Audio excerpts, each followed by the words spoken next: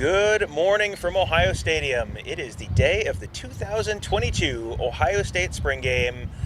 I'm Tom Orr. He's Tony Gerdeman. He's Kevin Noon. You can't see him, but trust me, he's there. He's always there. He's always there, just watching, looming in the bushes, like the Sickos meme. Yes, he is the Sickos meme. Yes, ha ha ha, yes, it is the day of the spring game. Tony, It is not the most beautiful day in the history of the state of Ohio, but it's supposed to be, it's supposed to clear up a little later. The rain has stopped. It's supposed to warm up a little. It seems like a pretty darn good day for football. You know, you look at the clouds. It's a little chilly right now. You look at the trees. You would swear that it was November rather than mid-April. So, hey, you should be used to this by now. Get here, enjoy it. The weather will clear up. It's not raining right now. I can't believe I just said that. But it isn't, and it's supposed to clear up eventually, and the sun will come out, and it'll be close to 60 by kickoff, whatever the kickoff actually is. Yeah, kickoff is supposed to be around noon. The form that kickoff will take, yes, to your point, is a little bit up in the air. This is going to be an interesting day because we did a spring game draft on Monday, like a fantasy draft, and we had some very clear assumptions about what this game was going to be. And then Ryan Day on Thursday had a press conference and explained what this game was going to be. And it didn't match at all what we had expected on Monday. This is not the traditional scarlet versus gray. This is offense versus defense. So what was his reasoning behind going away from the kind of more traditional, two offenses, two defenses kind of format? I think the main reason was fear of the second offensive line, really, when it comes down to it. They don't have enough guys that they're confident in right now to split offensive line into a one team and a second team and actually trust that offensive line for an entire game. And so you want to see what you can out of the quarterbacks and everybody else on the second unit as well, and it's going to be hard to do that with a complete second unit on the offensive line. Now, they will eventually play, but they'll work themselves in, and they just didn't want to keep switching guys back and forth from team to team, sending them over to the other side. So it was a logistical thing as well, but I think mainly it was just that lack of depth. And then also, Tom, I think there is some desire to, we'll talk about the tackling, but see stuff like that. And you can more readily do that when the offensive line is at its best. Right, yeah, you're not as worried about people getting hurt if you have an offensive line you're somewhat comfortable with going against the first team defensive line. The tackling is another interesting thing because, at the beginning of spring, Jim Knowles talked about the fact that we're going to teach tackling, but we're not actually going to tackle. We can just teach the technique and go, reading the hip and going through the hip and you can teach that without actually having to tackle people in practice because they are very concerned about limiting what they call exposures, and that's basically number of times you're going to get hit and number of times you get brought to the ground. They want to limit that as much as they can because, with science that's sort of evolving now on CTE and just sort of the cumulative effect of those hits on your person's body, they're trying to limit that as much as they can. So at the beginning of spring, I was like, okay, you're not going to tackle all the spring. Okay, great. And then halfway through the spring, it's like, well, we're going to tackle a little bit. And still not a ton, but we're going to tackle a little bit. And then you got to the spring game, and the spring game in the past has been very much, they just call it thud. It's just kind of like two-hand touch or just kind of like wrap the guy up and that's it. And so that was sort of the assumption was, okay, this is going to be another spring game where it's just sort of a thud, what they call thud tempo. And instead, they're going to start with that for a little bit. I mean, it sounded like maybe a couple drives. Yeah. And then all of a sudden, it's going to be a full-on tackling scrimmage. Aside from the quarterbacks. Quarterbacks will be in black, no-contact jerseys. Yes. I think that gives you an idea as to also the depth that they feel they have everywhere else. Where Ryan Day didn't say it, obviously you don't want anybody injured, but they're at a point where if somebody did go down, they have enough depth and talent to overcome that. Obviously, you're not looking for anything like that, but you do have, you're putting in a new defense, you're asking them to do different things, you want to see them tackle. And as Ryan Day said this week, you take different angles when you're not tackling, and you don't have to be right on when you're not tackling, but when you are, you do have to be right on. So they want to get that on film, get everybody a look at what they're supposed to be doing. That way they can teach from it and they can coach from it. And I jokingly said earlier in the week I was looking forward to some big hitting, and I didn't realize I was prophetic. I mean, I realize I am. It's pronounced pathetic. Oh, sorry.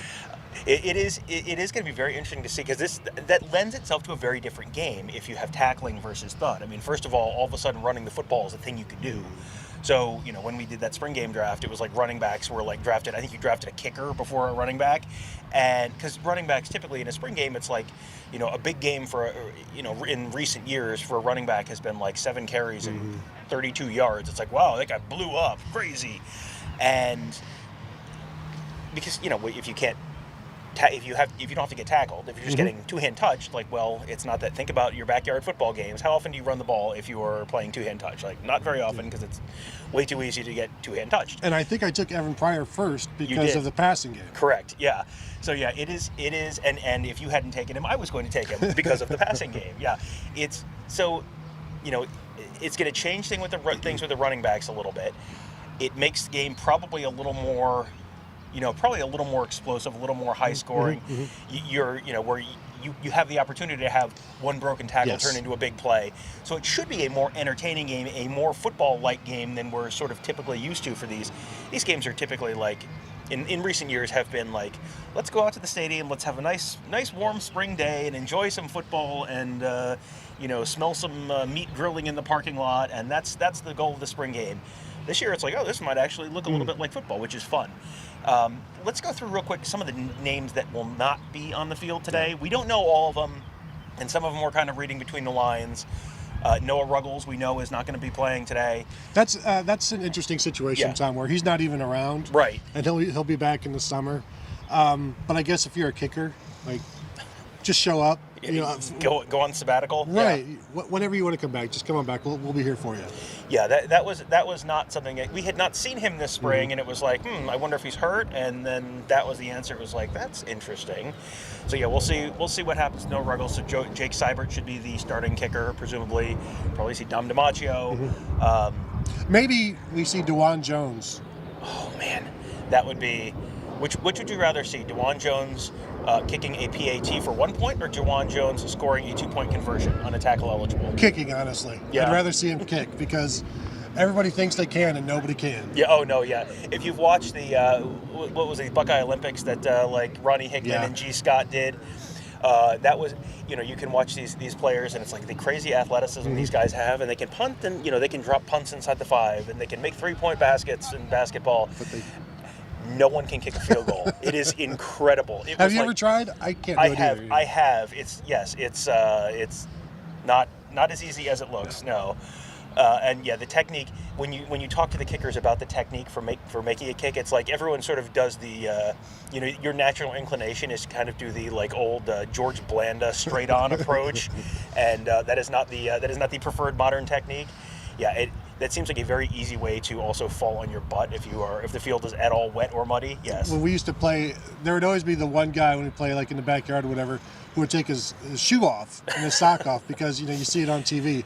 Back in the olden days, way olden days, because they weren't even doing it back when we were watching. It's just when the old NFL films would show it. They had who was the Rams kicker in the 80s? The Rams kicker it was a barefoot kicker. Lansford. That's Kevin. Mike Lansford. It's not Carney Lansford. It's Mike Lansford, I think. But yes, he was. There were. I do remember some barefoot kickers, but yeah, that never looked fun, especially when it was like 15 degrees. Like, I bet that ball's really hard, and also that field's very cold, and yeah, that doesn't seem like fun. Anyway, speaking of things that don't seem like fun, Josh Proctor broke his leg last year against Oregon. Very severe compound fracture. He said he saw the bone sticking out of the skin. Like, not good. He was done for the year. He came back at the start of the spring and was kind of doing some individual work. And then partway through the spring was doing a little bit more, maybe some more of the team drills and, you know, 11-on-11 kind of stuff. And it sounds like he's going to play today, but yeah, just thud tempo, and won't be out there for the tackling, according to what Ryan Day said. So it'll be good to see him out there. Watch for him at the boundary safety. I know we're used to him as a free safety, but he'll be the boundary strong safety along with Ronnie Hickman. And I think that position is really good for him, because I think he can cover ground, but also everybody thinks of him as a big hitter, but I think he can also cover ground, but he won't have to cover as much ground as the field safety Ronnie Hickman. So I think that could be good for him, and you know, eventually I think we'll see Court Williams rotating in there as well. Now, Court Williams, the last time he didn't play during the Student Appreciation Day, but we haven't heard anything that he won't be out there today. Yeah, he's a little bit of a gray area, I think, because Tanner McAllister, I think, during his interview talked about Court Williams having a little bit of a hamstring tweak, and it didn't sound like it was a big thing, but the spring game, they're going to be extremely cautious. Cold day like today? Cold day, field's a little damp, like there's no reason to risk, turning a mild hamstring tweak into a hamstring tear or something like that. Especially a guy who has dealt with injuries throughout his career. Yeah, so, if you don't see a certain guy today, do not automatically press the panic button. He has, they are going to be very cautious with guys overall today. There's no sense in, the risk versus reward on that is just not, because this is your first opportunity to see a lot of these guys. The coaches, this is practice 15. The coaches have a ton of film to coach off of already. So, if a guy is at all compromised in any way, like, they're going to be cautious and keep him out. A couple other guys that we know are going to be out today, Lathan Ransom had a pretty similar leg injury to Josh Proctor during the Rose Bowl. That was on the kickoff return that Britton Covey came back for a touchdown. He's not going to be back, but Ryan Day said he will be back. He should be back. He's on track to play this fall. Who was the other guy who was a long-term injury? Marcus Crowley. Well, Marcus Crowley sounds like he may be lingering into the fall potentially. That was not a very encouraging update on him. Lathan Ransom was a pretty encouraging update, and there was one other that I'm now not remembering. But, Marcus Crowley, just the way Ryan Day talked about it, it just seemed like there might have been some complications there with his... I doubt we see Cam Babb today based on, Correct, he's probably out for the rest of the spring based on a little knee injury a couple weeks ago. Yeah, not an ACL type knee injury. So that would be more of a precautionary thing. But, yeah, he sounds like he should be back on track as well. So, all right, so that covers, I think, most of the injuries. I don't know that we'll see Cody Simon. There was some talk that Cody Simon's been banged up a little bit. I don't know if we'll see Jansen Dunn. I mean, he's been out for a while. Yeah, Jansen Dunn had that knee injury last fall. So there will be certain guys you don't see. But let's talk about some of the guys you will see. I guess let's start with the quarterbacks. C.J. Stroud obviously is the big name here. Yeah. C.J. Stroud is... I have questions about how long C.J. Stroud is going to play in this game. I have concerns. As a C.J. Stroud spring game fantasy football owner, I have concerns about how long C.J. Stroud is going to play in this game. The way Ryan Day talked about being in thud tempo versus tackle, I kind of wonder, is C.J. Stroud just in there during thud? Because, he's going to have that no-contact jersey on, but, when you're tackling, a running back gets, a blitzer hits a running back and the running back falls backwards awkwardly and lands on someone's leg, and then you have a problem even though it wasn't tackle. I kind of wonder if you're going to see 2 or 3 drives from C.J. Stroud and then he's going to have a headset on for the rest of the day. Yeah, I hope so. As the guy who chose Kyle McCord #1 overall. And then, Tom, I didn't tell you this, but after I did that, after we finished up with that draft, I went and I cut a bunch of clips of quarterbacks getting injured. And I emailed them to Ryan Day. Said, hey, just in case, I found this. My uncle sent it to me. Here, I'll just take a look. I don't even know what it is. And so, and then all of a sudden we hear that we're going to tackle, but not early on. And so that immediately made me think, I just won. Subject line, Mike Tomczak. Yes. Yeah, that's it feels like there's no need for him to play beyond 2 series, not to interrupt you, but I want to emphasize, there is no need for him to play beyond 2 series. It is canon that Ryan Day listens to the Buckeye Weekly podcast. This we know. Do we know if he watches the pregame show? I'm sure he does. I assume he's busy in the morning with recruiting you can watch it on your phone now. That's true. Yeah, in a recruiting meeting with like one earbud in, listening to us ramble. It should be. I'm sorry, what was that, Dylan Rayola? I'm sorry, I'm distracted right now. Yeah, we can talk about recruiting in a minute, but yeah, this is going to be, I think, a really interesting day to watch the 2 younger quarterbacks. That's always kind of, when you ask people what are they most excited to see for the spring game, like a lot of times it's like, let's see the young quarterbacks you haven't really seen before. Kyle McCord, of course, has that one career start against Akron. That was 6 months ago, 7 months ago, so... how much has he progressed over the course of that time? Because you really haven't seen a ton of him since then. He played, he obviously played the second half of the game, that kind of stuff last year. But handing the ball off. Yeah, a lot of handing the ball off. It's going to be interesting to see Kyle McCord throw. It's going to be interesting to see Devin Brown. This is our first real chance to see Devin Brown doing anything significant. The reports on both of those guys have been positive this spring. You hear people will let you know that it's looking good. Like, and these are both 5-star prospects. Like, these are both guys who should be, and Ryan Day has a very good track record of developing guys. But yeah, which of those guys are you maybe more interested to see today? Well, I think because we have seen Kyle McCord before, you obviously want to see the new guy just to get an idea, because we've only seen bits and pieces. Now, last year in the spring game, Kyle McCord was throwing the ball downfield. He was being aggressive. Hopefully the wind dies down a little bit so that he can do more of that today. But yeah, I think we all want to see what Devin Brown does, and then put as much stock in this one performance as possible. Like Joe Burrow and Dwayne Haskins are going at it. Like when Matthew Baldwin totally outplayed Justin Fields in 2019. Justin Fields, a paltry 4 of 13 passing. But he had a 98-yard touchdown in that game to Ben Victor. It was a lot of catch and run. I'm just going to say that. I'm not going to put much stock in Justin Fields as an Ohio State quarterback. I'm just going to say that. Yeah, this is again, this I think goes back to a point that I made earlier. This is your first time seeing a lot of these guys this spring. This is not the coaches' first time. And, in previous years, coaches have said they put more stock in some of the earlier scrimmages during the spring. And this is kind of, this is not quite week 4 of the NFL preseason, but it's kind of week 4 of the NFL preseason, where it's just like everyone's number one goal for the spring game is just nobody get hurt. Yeah. Just nobody get hurt, and it's a good spring game. So that covers the quarterbacks. Running backs, we talked a little bit about. It feels like this is a unit that's going to be a lot more interesting to watch than we would have thought 3 days ago. Yeah, with the tackling open, now you can run the ball. You can, we both, when we were preparing for our draft, we went back years down the line watching, looking at spring game box scores, and there were times where guys were carrying it 16, 17 times. Master Teague had a couple of big performances, and then there was no spring game in 2020, but last year I think Travion Henderson was like 6 for 26, and that's what I was expecting beforehand. Now I could see, especially if you're trying to get through the game, I could see somebody carrying the ball 12 times. I also then wouldn't be surprised to see Caden Saunders, the walk-on, lead everybody in carries in the second half. Yeah, that's always the really weird part of these games is the tempo of the game. The first half is, you'll see kind of a normal-ish half of football, and they usually will shorten the quarters a little bit to 10, 12 minutes instead of 15. But then the second half the time, it's just like, all right, let's just get out of here. There was the one year where the rain was forecast to start, right about the end, like it was going to be like thunderstorms right about the end of the game, and it was like, all right, shorten the quarters, and also running clock, and also we're just going to run the ball a bunch, and let's get out of here. The first half lasts an hour and a half, and the second half lasts like 32 minutes.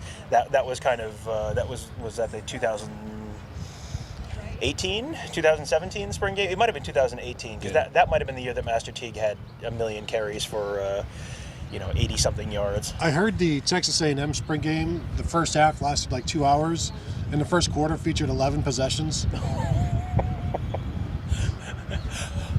Why? Because, you're competing for championships. And so you want to get a look at all your good guys. But I don't think we will see that today. But again, if it's a 2-hour first half, that's the most. That's the half where everybody's paying attention, and people tend to leave at halftime, and it kind of dwindles from there. I only set my DVR for the Big Ten Network recording window, which I believe was 2 really? hours. Yeah, I went an hour over, so you're going to miss the fourth quarter, buddy. Yeah, well, I wouldn't say I'm missing it, Bob. Wide receivers, we've talked a bunch. I think Jackson Smith-Njigba, you probably file him in the C.J. Stroud category, which is like, okay, we'll see him very briefly for a little bit, and then you're going to see some other people probably when they start the tackling. I'm kind of intrigued. We've talked about him before, but the guy I'm maybe most intrigued to see in this whole thing is Jaden Ballard, because Jaden Ballard seems like you keep hearing positive things about Jaden Ballard this spring. He's the kind of guy who you will hit a big play in the spring game when he's not going to be running with the ones probably a ton. So he's going against the second string defensive backs, maybe the third string defensive backs. He seems like the kind of guy who, like, if one wide receiver is going to have 6 catches for 150 yards and 2 touchdowns today, it feels to me like it's going to be Jaden Ballard. Yeah, and Ryan Day said he's up to 6'3", 195 now. Said he's a big receiver, but he's also very fast and still learning everything he can do. But this is when those guys make plays, and come out of nowhere and introduce themselves to a whole new batch of Buckeye fans. Like, yeah, we know about him. People watching this know about him. Most of the people in there will have to, like, who is that guy? And then they'll see up on the scoreboard who he is. And then they'll be like, oh, well, there's another guy to watch this season. I hope he gets to play. Is that Devin Smith? Exactly. It looks like Devin Smith with long hair. Is that Devin Smith? No. Wears the same number, went to the same high school, may run the same kind of routes. Not the same guy.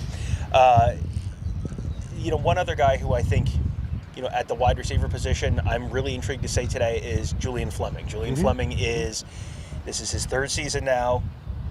He has, he started the Rose Bowl, but he did not, he kind of was the third banana there behind Jackson Smith and Jigba blowing up like Vesuvius and Marvin Harrison scoring 3 touchdowns. It was like Julian Fleming scored a touchdown in the Rose Bowl, and everyone sort of forgot about it. Did he? I forgot about that. Yeah, I mean, there were a lot of touchdowns that day, so you were forgiven if you forgot about the one. But he's someone who you just constantly hear people raving about his athleticism, the stuff he does in practice, and he just hasn't been healthy for any extended period during his career. It feels like.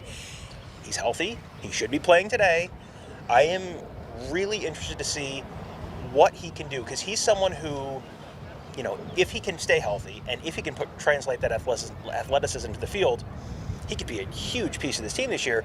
But also, Jackson Smith and Jigba, Marvin Harrison, Emeka Egbuka, potentially Jaden Ballard, like being in that top 3 or even that top 4 is not the easiest thing in the world right now. I'm really intrigued to see what he looks like with another opportunity. And don't forget about the tight end style. There's going to be a lot of receptions there as well. So it's going to be hard for all of the receivers to get catches. But no, I wrote about the 10 things to watch on Friday, and Julian Fleming is one of them. Because as he said this spring, this is really his first spring as a Buckeye. He's been able to go through spring ball healthy. And so, I think we said it on the morning scoop or some point, like, he is yet to have a big game, be it in a spring game or be it like any game. So at this point, it would be, I think it would behoove him to do that, even if it's a meaningless scrimmage. Let people see it. Let him kind of be uplifted by it, and let him be uplifted by people talking about him in a positive manner rather than a negative manner, which has been much of his career since he's been here. So, yeah, I think of all of the guys where a spring game, could be meaningless. I don't think that's true for him. Yeah, I mean, you go back through his career, and it's like, what stands out to you about his career on the field during games? It's like, you remember the drop against Rutgers in 2020, where he was running across the middle wide open and didn't catch it. There was the catch against Nebraska last year that was an incredible catch that didn't count because it was the Big Ten replay crew was like, maybe his shoelace was out of bounds and overturned. They need to rewrite the Big Ten replay rules to have but that was really cool exception, because that was a really cool catch that didn't count. So yeah, he's someone who I'm very intrigued to see. Another guy who I remember having a really cool catch that didn't count last year in the spring game. A photo you will see on the site that Tony has used on a couple articles this spring, because it is a very cool photo. Cade Stover going out of bounds to catch one-handed catch in last year's spring game, and his foot's out of bounds, so it doesn't count. But we will get a chance to see Cade Stover try and catch the football this year in 2022, the year of the tight end. The tight end position is, before Cade Stover went over there, I felt like that was maybe one of the most wide open positions on the field in terms of like who's going to have, how are they going to divide up the reps? Because it was like you could tell me that Joe Royer was going to get 70% of the reps. You could tell me that G. Scott was going to play a big role. You could tell me that Sam Hart had taken a big leap this year. Mitch Rossi is going to be not going to play in this game, but he's going to potentially be a big piece of the team this fall. Before Cade Stover came over, it felt like that was a pretty wide open position.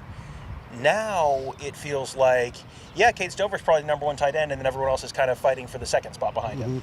And they all have a different skill set, so they can do different things. But yeah, I totally remember taking that G. Scott or the Cade Stover photo, and I was like, I knew I got one good there. But this is also an interesting thing where if they're going to split up the tight ends, and if G. Scott goes off, if he's playing, and then you've got a bunch of more people are going to be talking about him more. And so I think that's an opportunity for all of these guys really to not just cement themselves, but get some excitement around them. But yeah, like Cade Stover's been, I wonder how long it took him to be the number one tight end. Was it half of practice before they put him in there? And, he's comfortable. He's happy with it. This isn't something he's doing against his will. It was his idea. He's bought in. And I think maybe that also allows them to run the ball more today. Yeah, I mean that's one of the big concerns that they've had. They've talked about, Ryan Day earlier in the spring talked about the fact that, we have all these wide receivers, you're not so sure about your tight ends. Like, have you considered just going without a tight end and going 4 wide?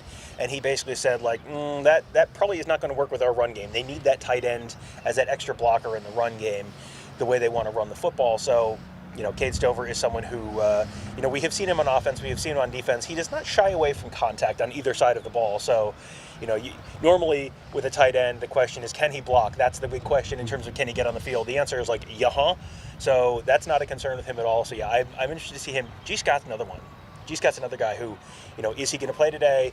If he does, I'm really intrigued to see, because he has a skill set that is different than most Ohio State tight ends you've seen. And he's built a little different than Ohio State tight ends recently have been.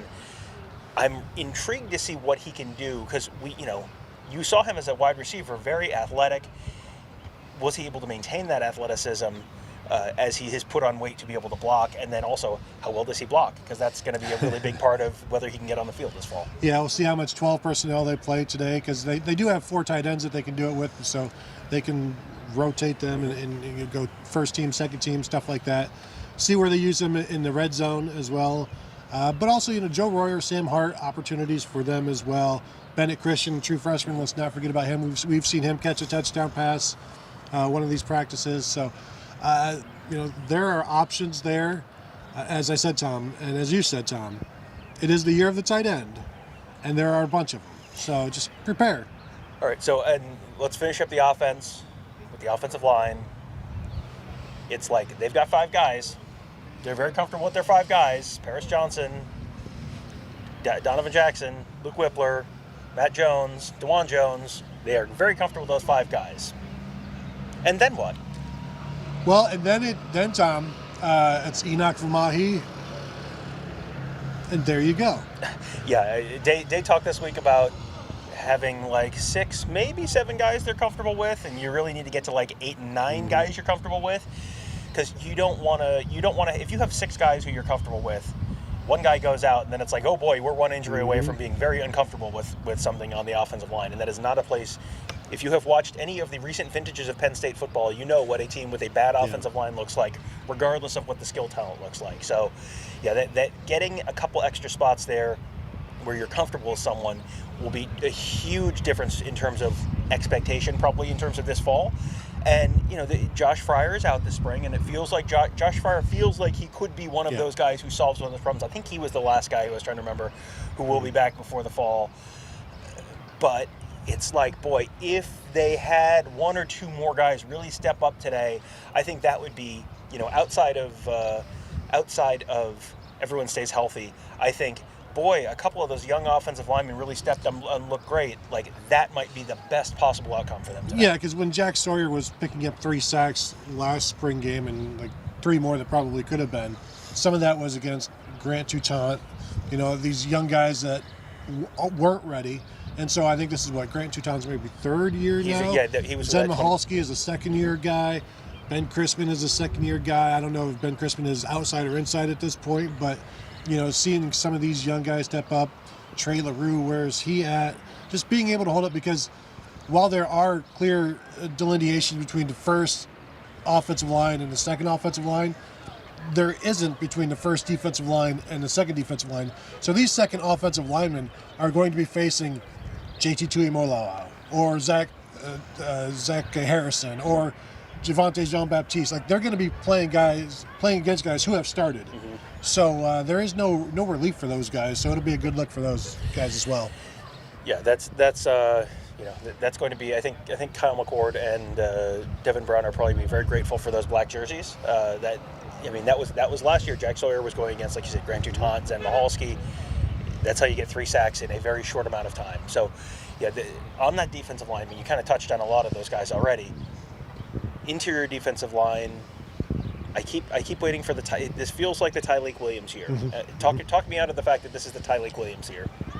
I would never. Tyleik Williams down to 317 pounds, he said right now, and after coming in around 360, And it was interesting to listen to him talk about that when he spoke with reporters this spring, where he thought he could play it that way at 360, and then you eventually find out that you can't. And he could play for one or two plays and then would have to get yanked. And now he believes he can go longer, and so that's what they need from him.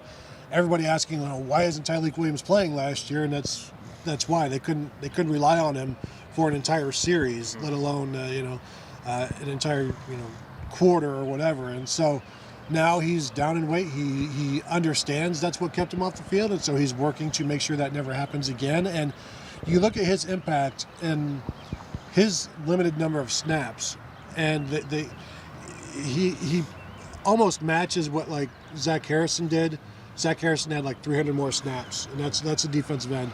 He did better than what Haskell Garrett did, and we're talking like plays per snap, impacts per snap. Nobody matched what Tyleik Williams did last year. So now I'm not saying he's going to do that, continue that, because he's not going to be playing Akron, but just I'm expecting big things from him, and we don't even know if he's the starting 3-tech. Yeah, and I think the most interesting thing, the thing of all the interviews we listened to this spring, I think the thing that made me say wow the loudest was, I don't even remember who it was. It was either Ryan Day or Jim Knowles saying that Tyleik Williams from like 0 to 10 yards is one of the quickest guys on the team. You're just like, what? That's not, I mean, I wasn't great in physics class, but that doesn't seem possible. But, if he is, like, oh boy, that's, you remember what Devon Hamilton did a couple of years ago. If you could do that, or maybe even a little more than that, like, think about how different the interior of the Ohio State defensive line looks if you have someone like that making plays inside. Yeah, I think Tyleik said his 10-yard split was a 1.65. So I went back and looked at the NFL Combine this year, and that would have been the fastest among the defensive tackles. Now, Ohio State's clock versus the NFL's clock, say what you want, but just wanted to go back and get something to compare. And Jordan Davis, I think, was like a 1.66. Yeah. And that dude is a freak. Yeah, that's another interior defensive tackle who was getting talked about as like a Heisman contender. Mm-hmm. Like that, if you have if you're 80% of Jordan Davis, you are a game-changing player on the interior of that defensive line. Linebackers, there are only 2 of them this year. Unless there's 3, there's probably only going to be 2, but sometimes they're going to have a Sam, but it's probably going to be 2. But, at the end of last year, it was like, oh boy, it was like, the bottom of the Cheerios bag where it's like, boy, there's a lot of dust in here and only like 5 Cheerios. Well, I guess I'll pour this in a bowl and see. Like, between the guys leaving, Dallas Ganton, Kayvon Pope leaving, between injuries, at the end of the year, it was like, well, Cade Stover, you're a linebacker now. Cool. They have all of a sudden, guys are back healthy. You've got guys who are, Chip Trainum transfers in. You've got a couple freshmen coming in, and C.J. Hicks obviously is very intriguing. I don't know how much we'll see of him today, but that is one of those positions where there's so many different guys and there's so few snaps available. Mm-hmm. You wonder how they're going to juggle all of that. The analogy to cereal is very it hits home with me, Tom, because like back in the day, growing up, I can't tell you the number of times I would have a bowl of cereal that was the bottom part of some Cheerios, then some Corn Flakes, and then maybe some Rice Krispies thrown in, because that's that's what's left. And now, rather than just empty bottoms of the bags, they've got entire boxes of linebackers.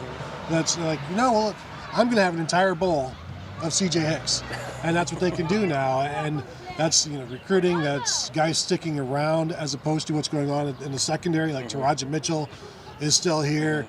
Pali Ienaoteote is still here. As you said, you bring in Chip Trainum.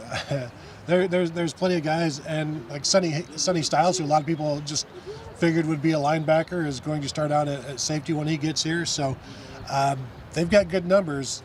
And it's like they helped themselves by saying, no, we only need 66% of what we used to need. That helped, you go from 3 linebackers to 2. But Jim Knowles understands in the Big Ten, like, you are going to need 3 linebackers. You are going to need that Sam. I don't know that we'll see much of it today, though. No, I mean, you need that when you've got Wisconsin on the schedule, you've got Iowa on the schedule. you'll see those guys then. You're probably not going to see a ton of them today. But yeah, this is going to be. I'm super intrigued by C.J. Hicks, because C.J. Hicks is another one of those guys who is so athletic, and I think you have more of a chance to see something from him now than you do in the first couple weeks of the fall, because it's going to take a while to get going. But in the third quarter, in the fourth quarter, when half of the stadium has left, that's what I'm going to be watching. I'm going to be watching Devin Brown. I'm going to be watching C.J. Hicks. Yeah. Gabe Powers. What is Gabe Powers doing? Where does he slot in there? The other true freshman linebacker. He'll be intriguing to watch. In the defensive backfield, I guess let's split this up into corners and safeties. The top two corners are the top two corners. It's Denzel Burke. It's Cam Brown. I feel like there's not a ton of mystery there. I'll be intrigued to see how much better Denzel Burke is this year, because it feels like he was so far ahead of the schedule last year. Mm-hmm. Assuming he's continued to progress, if he is, he was ahead of where Jeff Okudah was as a freshman last year. So if he's ahead of where Jeff Okudah was as a sophomore, that's a pretty darn good football player. And then you have another year of him. But what's more intriguing to me is some of the other second-year guys. Jordan Hancock, J.K. Johnson, Ja'Kalen Johnson. Hancock played a little bit last year. We saw him against Rutgers. You saw him against Akron. I think he played 4 games, but I think he didn't take a red shirt because he played a bunch of special teams. Yeah, he played 6 games, 3 on defense. So Jordan Hancock, a sophomore. J.K. Johnson was hurt last year. You basically didn't see him. But both of those guys sound like they've really come along. And it sounds like Hancock's probably a little ahead of Johnson right now. But, having that depth there, if you have 3 or 4 corners, outside corners you really trust, well, that makes this a very different looking defense than it was a year ago.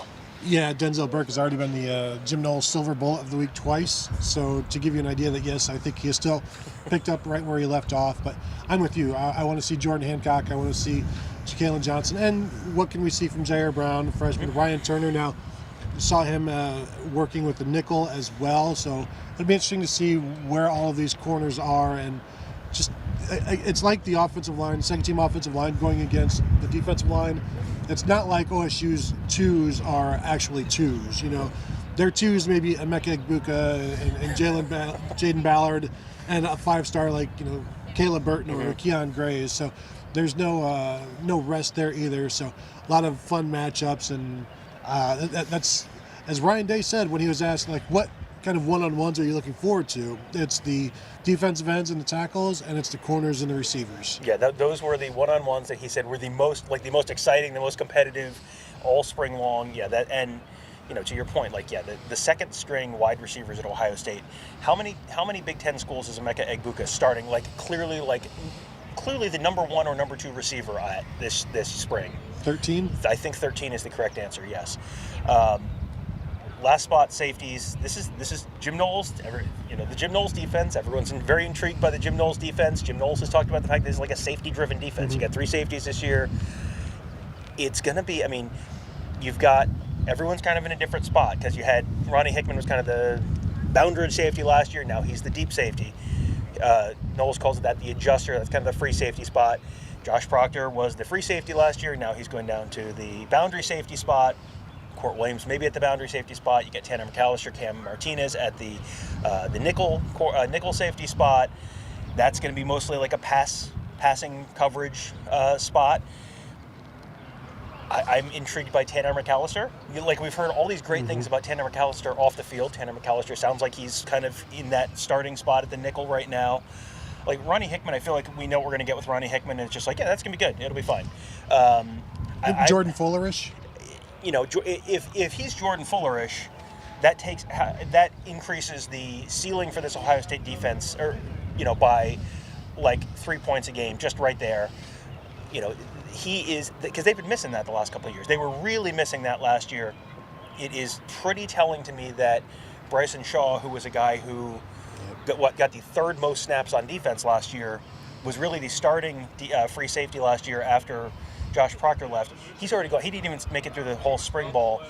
And there's a little bit of a change in what they want that role to do. So this is not like a Bash Bryson Shaw thing, but it's just, I think the fact that if that guy was a starter last year, and now he felt like he had no role, no chance on this defense, that's probably a good sign for the overall talent in that safety room. Well, yeah, and you mentioned Tanner McAllister, and I wrote on Friday that let's not forget he's probably going to be defending Jackson Smith and Jigba early on. So if things don't go great for him, like, don't write him off as, oh gosh, there's another terrible safety in town. Like, just realize who they're playing against and the quarterback that they're playing against, and go from there. But I am interested to see him and see how he performs. But then you got a guy like Kai Stokes, freshman safety. Let's see what he does. Andre Turrentine, a second-year guy, also, and like I said, I don't know if we'll see Court Williams, but they've got more guys. Although Day did say that there's a depth concern at safety, and depth meaning guys who are ready to play right now. Because with Lathan Ransom out, Court Williams a question mark. Like, they are down in guys that they feel comfortable playing. Fortunately, it's just a spring game, Tom, so you can throw everybody out there. Yeah, and I think it's going to be intriguing to see what this defense really looks like. Because they talked this week about the fact that they're going to keep things very basic. They're going to play, Ross Fulton, our X's and O's guru, Ross Fulton said, just the fact they're going to keep to basically the base defense, like, that's going to be interesting. What does the base defense look like? Because it is not going to be the same base defense as it was last year. So what do they consider their base defense? You're not going to show a lot because you don't want to put it, you don't need to, there's no reason to put anything on film for Notre Dame to look at. You've had 14 practices already this spring. So they have plenty of film of their own defense. They don't need to put it on BTN for the whole, for all the world to see. So you're going to keep things a little simple. That to me suggests, between the tackling and the defense probably keeping things relatively simple, and the offensive, the wide receivers, the second string wide receivers being at one level, and then the second string, pretty much everyone else being at a different level. It sure feels like this is going to get a little pointsy. This should not be a Jim Tressel 6-3 spring game. But then if the base defense is also able to contend and still disguise some stuff, I think that's a good sign for the simple aspects of it. And the defense knows what they're doing, so they'll be moving fast. They'll be flying around. As I start to get more and more concerned about Kevin because of the rain, I don't not the equipment or anything like that. I'm worried about Kevin. But yeah, no. To see what the base is, see how they fly around, to see just the different things that they can do against an offense that is going to be arguably the best in the nation. This is one where you'll watch it and then rewatch it. Poor Ross is going to have to watch it like 6 or 8 times. And I know he's usually tired of it by like May 3rd. But, oh well. Yeah, well, hey, those morning scoop shows got to get filled somehow. So, so Kevin, now that it's finally raining, is this a good time for you to open your computer and start reading us some viewer questions? The ROTC is marching back. I'll turn on my microphone here. We've had a lot of questions come in so far. Devin asking, have we had a chance to visit with any tailgaters and get a brat? No. There's not a tremendous amount of tailgating going on right now. Which this is not the most beautiful morning in the history of the world. So I remember tailgating. I mean, this is probably like 10 years ago at this point for a spring game. It might have literally been 10 years ago for the first Urban Meyer spring game with my buddy Matt, and it was a morning a lot like this, except it might have been raining a little harder. And we parked on the other side of the St. John Arena and had a grill going, and we were cooking brats, and it's like raining, and we were the only ones out there. But I guess, Tony, I'm looking around the lot, and I gotta say, I guess I'm just built different. The wind is blowing right to us, and I do not smell a single bratwurst. It's disappointing. Yeah. Do better, Ohio State fans. Yeah, no, the lots are full, and here's the other thing. I think a lot of the lots around us are band people and that kind of stuff who are people who are already inside the stadium, so that may be part of the reason. A lot of it is also the people who can't normally come to games, and they're just here early, and they're not tailgaters per se. Right, they just want to come and see the game. And also, the varsity club has walls, a roof, heat, and beer. Yes, so, yes. I mean, I have a feeling that some of the indoor establishments may be being patronized this morning as well. Susan Sweet asking, are you as cold as you look? No, it's really, honestly, it's not that cold. It's I'm glad I brought a raincoat. Yeah, I got 3 layers. I'm fine. Yeah, it's really not that cold. Kevin is freezing in his tank top, but we told you not to wear hot pants, Kevin. But they really match my tank top. That's true. The mesh Hawaii 84 tank top that Kevin wears everywhere. That's like, Kevin, buddy. TJ VW94, I thought we were promised there would be donuts, and I said Tony forgot to bring them. There wasn't room in the parking lot. I couldn't get my car to go. Sorry. Should have gotten here earlier. I know. It's always the lesson. Yeah. We've had people welcome us from Indonesia. Wow. It sounds like Moscow. I mean, we've had some visitors from far off places. It's just me, Tim, 79. If CJ is a 99 and Kyle is a 91, Devin Brown is ? Right now, I'd go, if I were creating him on NCAA football, I'd be comfortable putting him at an 81 or something. I kind of overshoot the freshmen because you got to get them the potential there. But yeah, I still think he's a ways behind, but there's plenty of time to catch up. Kyle McCord has been here for over a year now, and Devin Brown has been here for 4 months. There's still plenty of catch up to be had. Well, and if they were really making that game, CJ Stroud is a 99. I feel like Kyle McCord's more in the upper 80s. Yeah. Like the younger guys never are quite where you think they're going to be. So I would say like 99, 88, 78, 79, something like that. Yeah, that's probably about right. Yeah. Just ask questions like that. We'll go through the entire roster. Ethan, going back to a comment about broken legs, Tony, how would you react to a broken leg? Just amputation or? Well, whose? Like Kevin's? I'd be like, let me get my camera, and I'd get the phone out and I'd shoot it, and like, hey TikTok, stuff like that. How would I react to my own? You remember Nancy Kerrigan after she got galulied, and she's like, why me? Why? It would be me. I'd be like, why not Kevin?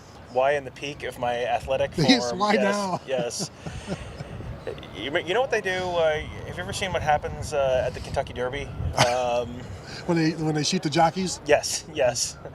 Anyway, that's the story. It's a real story of how Tony became glue.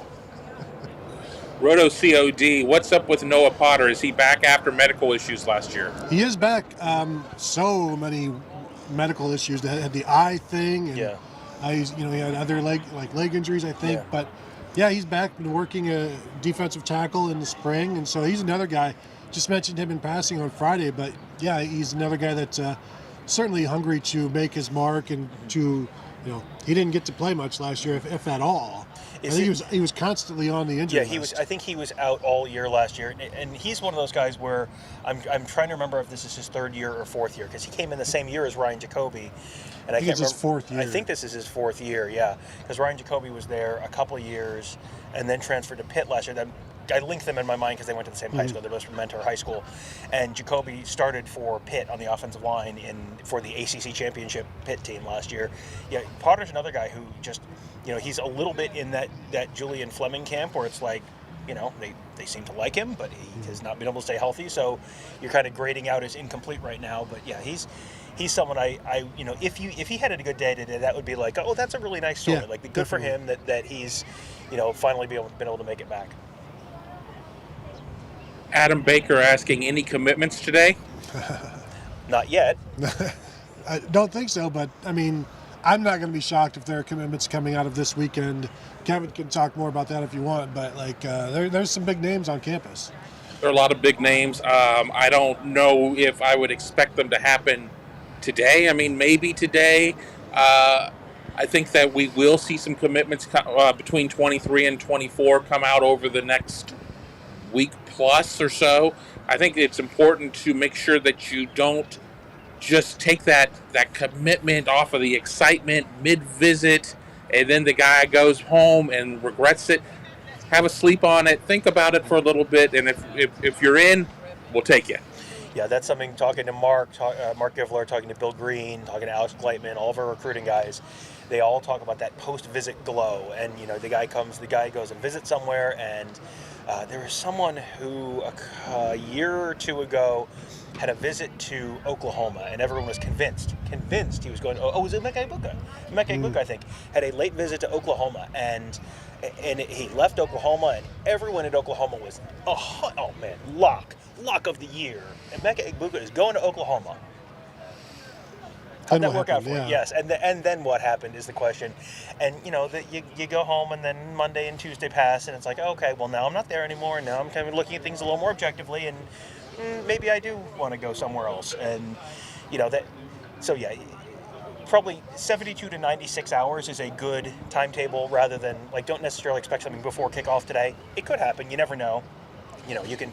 There's nothing that will make you dumber than trying to predict with like great certainty what high school football players will do. Kevin has the same kind of glow after St. Elmo's, like 2 or 3 days. Absolutely. That's just sweat. That's just the horseradish sweat.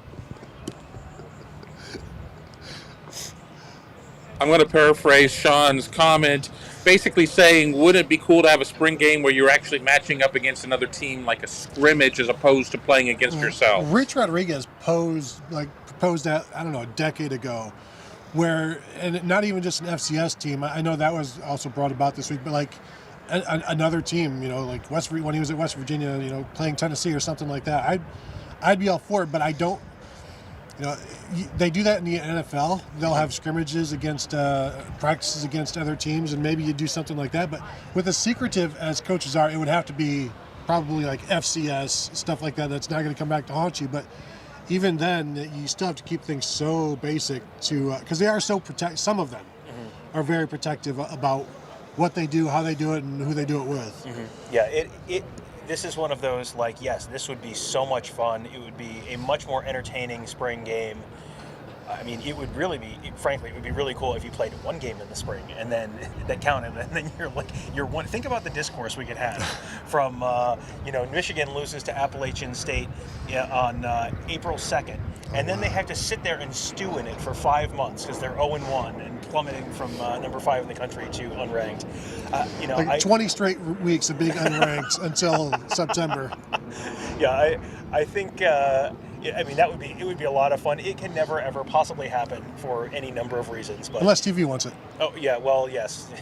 Let's see what Fox comes back with. Well, let's not forget that they do the quote unquote, and I'm doing air quotes. I'm not on camera right now. Secret scrimmages in NC2A basketball. Yeah. Yep. Yeah. It's true. Yeah, and I've never quite understood why they need to be secret, but yes, the secret scrimmages in basketball are always... That always come out. Yeah, exactly. Like, oh, it's a secret scrimmage. Well, I know that it happened, so how secret? I know what had happened, also what the score was, also who the leading scorers were, how secret, I'm not sure this word secret means what you think it means. Going back to a comment right when we went on air, Ethan saying, let's break out the Heinz and some T-bones. Tony is back. Not T-bones, obviously, because there's bone in it. Like you got some sort of a steak without a bone in it. Bony Tony. I like boneless steaks, obviously. We will stay with the food questions. Spicy ketchup from Whataburger. Chad W. We had a whole discussion about pizza, and Chad W. with a hot take that Columbus has the best pizza in the country. Columbus's pizza is better than I expected when I came out here, and Columbus's pizza has gotten significantly better because of you. I mean, we can have a correlation causation argument here if we want to, but I enjoy Columbus style pizza. There are not that many types of pizza that are like bad. And I mean, I saw the Spokane pizza thing this week, and I refused to watch it because it's just like, no, we're not doing that. But I've been exposed to there's the Ohio Valley style pizza. I tried that. That's not bad. The only kind of pizza I don't like, and Kevin is going to be so mad, and I'm not doing this to troll Kevin. The Chicago thing just doesn't fly with me. That's like the polar opposite of what I grew up with, because I grew up New York style, so the big floppy foldable slices. That is my preferred style. There's a fantastic place out in Granville where I live called Joe and Mimi's Pizza, which is a hole in the wall where it's like it's like an Indiana Jones movie to order pizza from there, where they come up with lots of ways to make this extremely difficult. And a giant boulder chases you. Sometimes the phone doesn't work. So I have the owner's cell phone number to just be able to call her and be like, hey, can I get some pizza, please? And it's not always easy, but it's always worth it. Good New York style pizza. They used to have flying pizza and a fly pie. I thought you were going to say that if you chose the wrong pizza, you died. Well, I don't know. I've never chosen the wrong pizza. Oh, there you go. Again, Tony. Every time you order, they're like, "You have chosen wisely." That's Last Crusade. Let's make sure we know which Indiana Jones movie we're talking about. Don't choose the pizza that's shaped like a plate. Like Yes, that's not there you go. no. Right. So what is Columbus pizza considered? Is it just Donato's, right? It's the thing. Yeah, Tommy's, Iacono's. Iacono's. Like I know people will go to war for Tommy's. I prefer Iacono's slightly, but yes. But yeah, no. I mean that's all. And Donato's was one where. Like, you get it here, and it's like, okay. And then when I moved to a place where I couldn't get Donato's, it was like once every 6 months, I was like, I would kill a man for a Donato's pepperoni pizza right now. Yeah, no, it's like if you worked in an office and they get Donato's a lot, you kind of get tired of it. If you cover a lot of games and they get Donato's for the media, you get tired of it. But when you haven't had it in a while, you're like, I could really go for it. My sodium levels are dangerously low. I need 100 pieces of pepperoni on my pizza. Wade is saying that he's looking forward to seeing how far Evan Pryor has progressed today. Yeah, and Evan Pryor is looking forward to showing. He's put on weight, gotten stronger, wants to show that he can run between the tackles. I think he's going to get an opportunity to do that today. And as you said, Tom, I think it's a great point. With tackling being live, there is now a bigger chance of home runs being hit and tackles being broken. So he's going to have an opportunity to do that. I think... you talk about how many teams would a Mecca start for. I wonder how many teams Evan Pryor would start for. And this is going to be our first really good look at him in a spring game. Like, I don't know how good a look, but, I think you'll see enough of him, I do believe. It's going to be a better look than it would have been if it was just a thud practice. Yeah. I don't think you're going to see a ton of blitzing probably. Better not. I mean, you're gonna, if you're not trying to attack the quarterback and you're Jim Knowles will get fired. Yeah, you're probably not gonna see a ton of blitzing, but yeah, I am interested in what he looks like in pass pro, because that was kind of the thing that was keeping him off the field last year. Wasn't big enough. He was playing at like 180 or something last year, and just not quite big enough. He has put the weight on now that they feel like he's more prepared to do that. We have a super chat from Philip Julio. Best pizza in Columbus is Hound Dogs, hands down. The life hack at Hound Dogs is Smoke and Joe style, which you get. It's got it's the spicy sauce. It's like a garlic butter crust. That is the Dr. Nick Riviera pizza, where the grease soaks straight through the box. Hound Dogs is kind of a pain in the butt to get to if you're not living on campus. No. So I have not had Hound Dogs in a little while. But Hound Dogs is legit. And the real funny thing is, if you go to Hound Dogs, in the parking lot behind Hound Dogs, there is like an old car, probably like a 1983 Can you buy speakers out of there? Oldsmobile maybe, with a big plastic Hound Dog on top. I don't think that car has moved since I was enrolled at Ohio State, but it is still there. I assume the tires are like wrecked with dry rot. But maybe scoop eats at Hound Dogs today. I like a little. Have you ever had Roman style pizza? Did you see how fast Kevin and I perked up when you said that? But Roman style pizza from a little place that I like to call a Little Caesars. I used to live around the corner from Little Caesars, and there is a time and a place for Little Caesars. Absolutely. And that time is when you are extremely hungry, and that place is when you have $5 in your pocket. Yes. Yes, I thought you were going to ask about actual pizza in Rome, which is also very, very different than any... I will probably be, if we don't do the Hound Dogs, which, whatever, I'll probably be grabbing a Jets pizza on the way home. Detroit style. I just did Little Caesars lunch special, $5.11, a half pie, Coke. I mean, it's. I don't pizza snobs. I don't have time for you. No offense, Kevin. Do we have a Northwestern trip this year? I think we do. Is there a Northwestern trip this year? Yes, we do. So Kevin, not Pequods. Kevin, no, not Pequods. Kevin, where are you dragging us to in Northwestern this year for pizza? We're going to Pequods, damn it. Okay, well. The fun thing about Chicago-style pizza is you go there, and they're like, it's going to be like 45 minutes, right? It's like you're being caught. It's like you're being warned. Like it would be 35 minutes, but they have to burn the bottoms for the last 10 minutes. 45 minutes to drink beer waiting for pizza. How terrible. Yeah, that's true. Susan Sweet asking why you guys aren't wearing Ohio State gear. That's you don't do that. You don't do that when you're covering the game. It's just a. It's not like an Plus, ethics it's expensive. Thing. That's why all my stuff is unlicensed. Exactly. Or bootlegs. Yeah. Trenton saying he would be intrigued by the matchup to see how. All right, I've lost the reference here. How he handles the best wide receiver in college will get beat some, but I think he could get some wins in this matchup too. I'm trying to remember which DB. This is going to be Tanner McAllister okay, going probably against Jackson Smith and Jigba. I don't think he's going to be going against Jackson Smith and Jigba for that long. But then he gets a Mecca. But then he gets a Mecca Egbuka, which is one of the congratulations 25 best.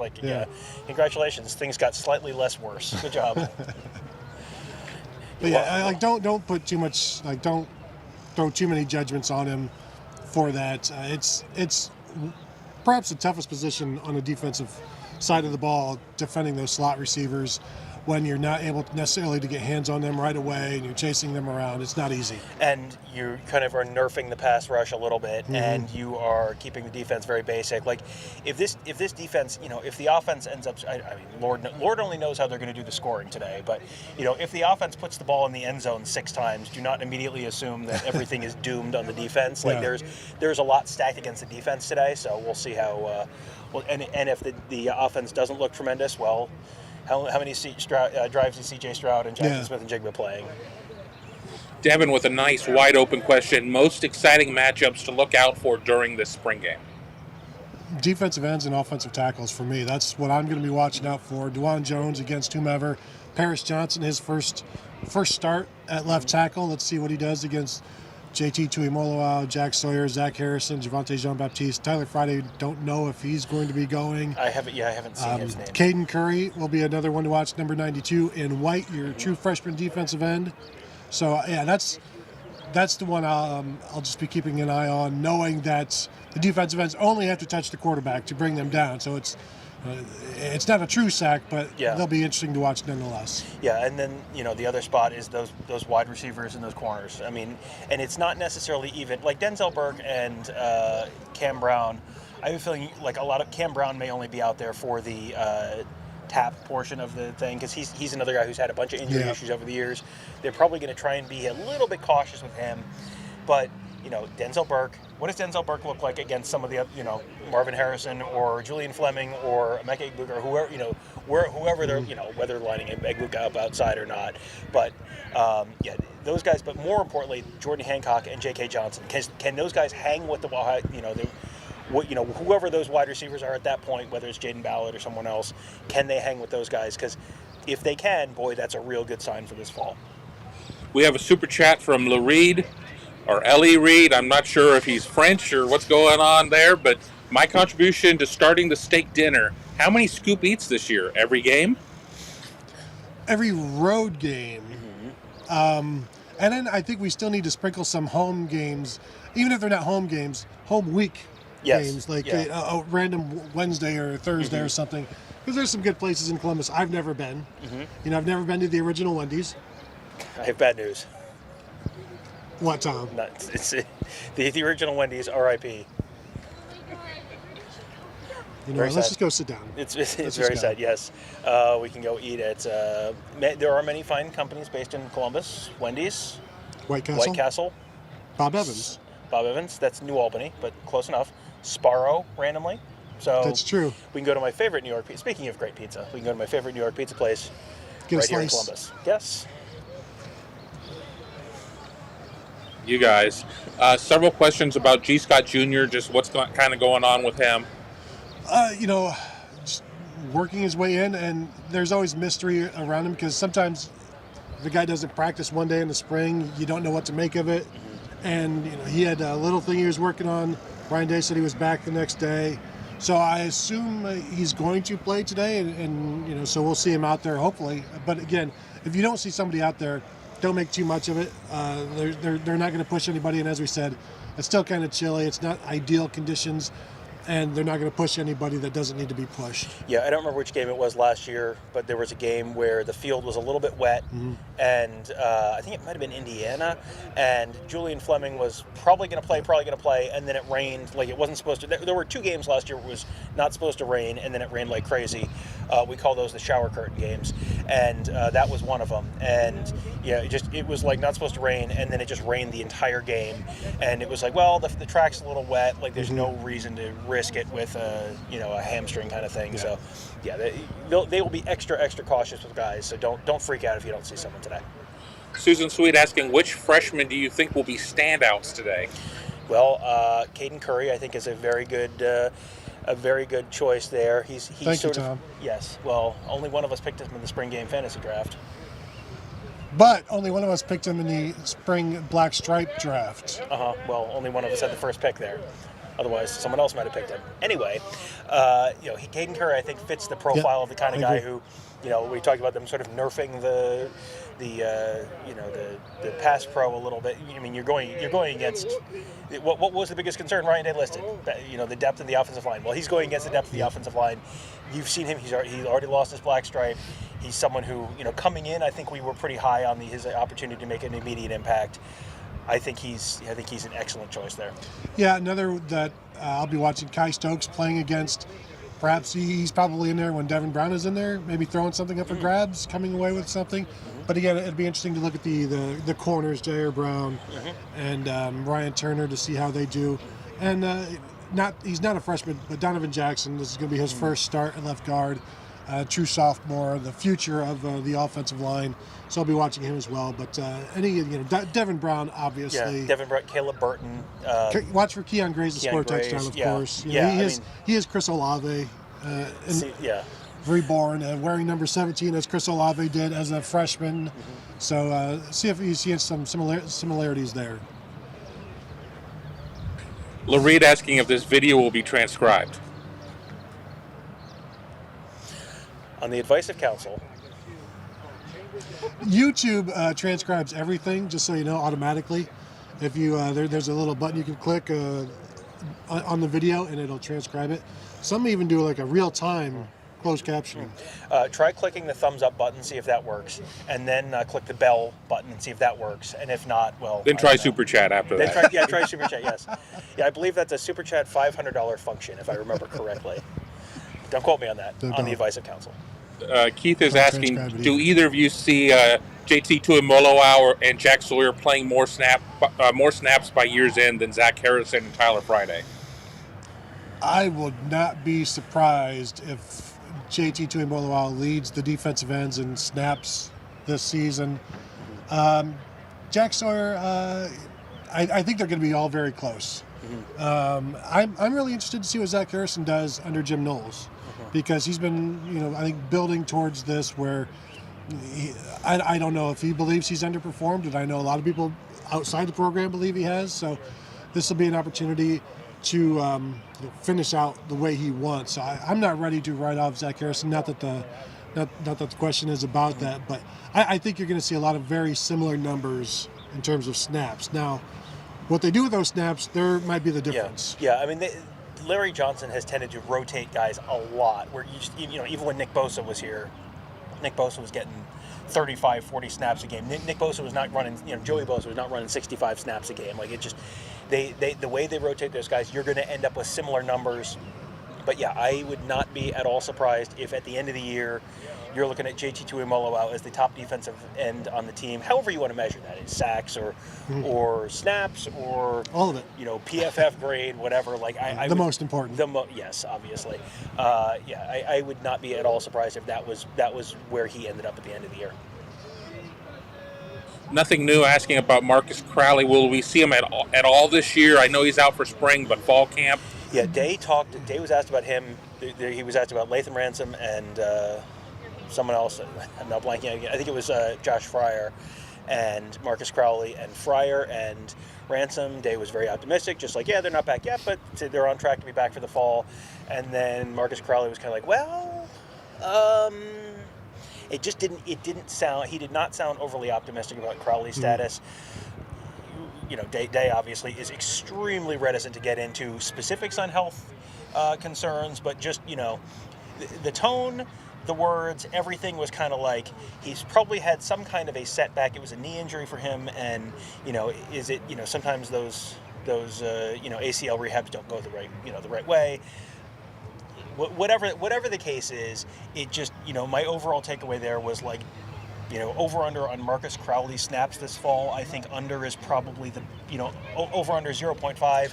The under is probably the betting favorite right now, but we're speculating based on an answer that Ryan Day gave Well, us. and it was also interesting because Ryan Day didn't even turn to Jerry Emig and say, "I need to give you an update on this," like something to that point. Like, oh yeah, like he told Jerry, like, "I'll tell you a little something later." But there was nothing positive that came out of his discussion about Marcus Crowley. No, yeah. So that hopefully that resolves itself, because you've seen he was someone who he was dynamite as a true freshman. He was 7-something yards a carry, I think 8 yards a carry, and then blew out his knee right at the end of the Maryland game in 2019. That would have been, and it was a real garbage time carry at the end of a 70-10 kind of game, and blew out his knee, and then missed the whole 2020 season, and then came back at the very, very end for the Alabama game, and told Tony Alford, no, I'm good to go. And Tony Alford's like, I don't think you're good to go. And Crowley got out there, was like, yeah, it turns out I was not good to go. Just wasn't quite ready to go. Played a little bit last year, but then obviously he had setbacks the first time too, or the last time. I think that's right. Yeah. So he's he was someone who came in, I think, as a very under the radar guy. His ranking was not commensurate with being the Gatorade Player of the Year in the state of Florida, which is a state that plays a good bit of high school football, as you may be aware. And he immediately looked like a huge impact player, and then he just has not been able to stay healthy since then. Philip asking, do you think OSU will see major changes in recruiting next year if Texas A&M wins the SEC this year? No, I mean, Texas isn't Ohio State's footprint, so right. Yeah. No, I mean, Texas A&M was the number one recruiting class in 2022, and Ohio State did okay. So no, I don't. You may lose a player or two to Texas A&M, just like you may lose a player or two to Tennessee or to Alabama or to Michigan.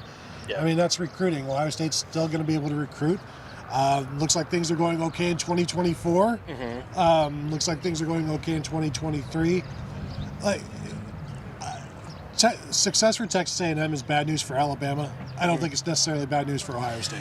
And it might be bad news even more for like LSU, for schools, Ole Miss, Mississippi State, maybe schools that maybe are going to try and go into Texas and don't have necessarily the in-state recruiting base that Ohio State does.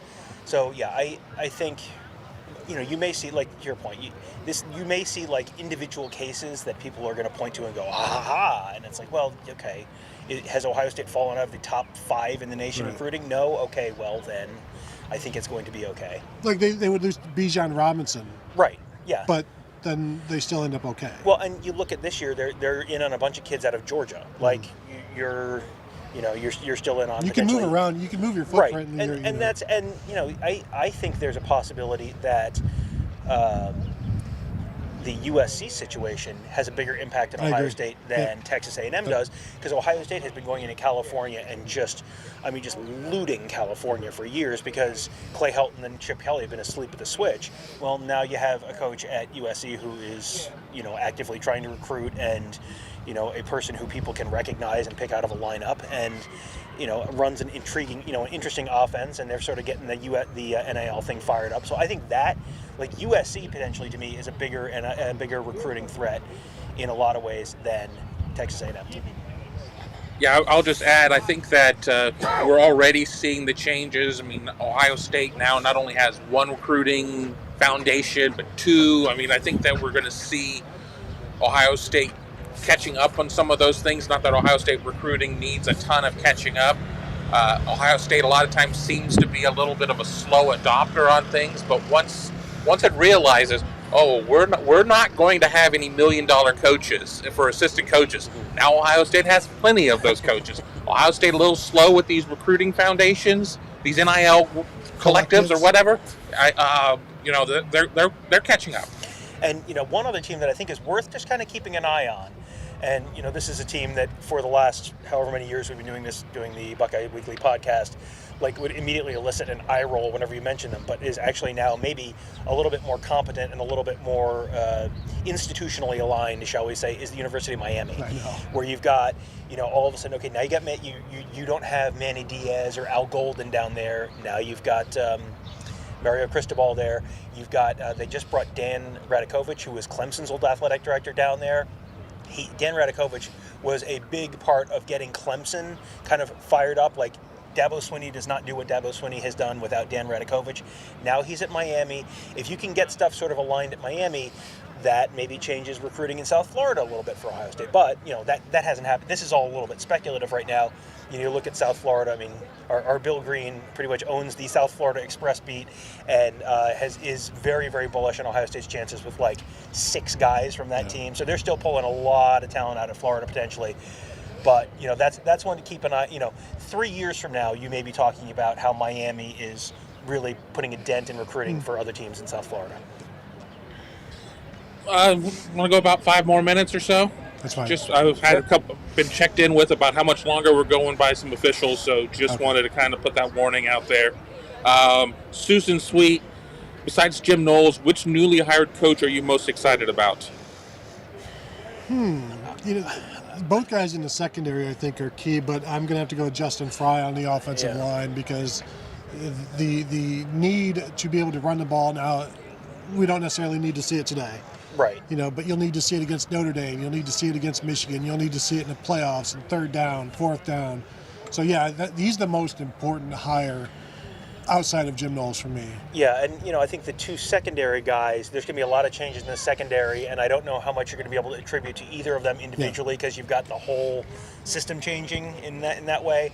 Fry, I think you've got an opportunity to see a pretty significant impact in terms of recruiting, in terms of development, in terms of what are they able to run the ball in 3rd and short? Yeah. Are they able to run the ball in 4th and short? Like that's all going to be stuff that they're going to really have to. You're going to see potentially a potential strong agree. You're going to see a real impact there potentially from him this year. As we can see, crowds are starting to pick up a little bit here. Appreciative crowds. Tom and Tony are famous, so there you go. This is an interesting question that I think could maybe be a podcast on its own. Chad asking, do you think Ohio State has gotten better than they've given in the transfer world? Yeah, they have not lost. I don't believe yet they have lost to Justin Fields. Now, we'll see what Quinn Ewers becomes, but I think you get Justin Fields, you get Jonah Jackson. I don't think they've lost anybody that has given them that kind of contribution yet. Yeah, they have been a team that has, in the quantity realm, lost a lot more than they gained. But in terms they have to lose. But they have to. I mean, that's when you were at the top of the pile. You're not losing guys who are, the good guys who want to go play at a higher level, because those are the guys who go declare for the NFL. Like the transfers who left Ohio State early to go play for a better team are like Chris Olave, Garrett Wilson. Like those are the guys who you're losing to a higher level. Jameson Williams, Jameson Williams was like he was a starter, but last year, like I had forgotten that he played in the spring game last year. Yeah, no, exactly. And he just would he have been a starter last year? Like maybe, but then he went to Alabama and was like a so it's superstar. like, what kind of loss is it? Right. It was a huge net gain to Alabama. It didn't have a material negative impact in Ohio State. I don't think Ohio State has lost a player who, really, really significantly hurt. Like if you hasn't set them back. Right. If you had like a starting offensive lineman this year transfer, like that would be like, oh boy, that was a really. But you don't see that because why would you transfer? Joe Burrow is the name that was mostly in mind from the chat. But they made it through that as well, and that's right. I mean, that's a guy. There was no transfer portal at that point. He just transferred. So. Right, and that was a I mean, I don't want to relitigate that whole thing again, but I mean, you look at the 2018 numbers for Dwayne Haskins and Joe Burrow, and it's like, well, who was a better quarterback in 2018? Like. And the fact that Dwayne Haskins was so much better than Joe Burrow in 2018 is the reason you didn't have Dwayne Haskins in 2019. Otherwise, you would have had him. And then, boy, you put Dwayne Haskins on that 2019 team. Like, I mean, Justin Fields was pretty darn good, but that was I think at the end of 2018, which is the time you really have to kind of evaluate that, I don't know that anyone was looking at that and going, Nobody boy, was. Ohio State got the bad end of that deal. Adam Baker asking if C.J. Hicks can make the 2 deep this season.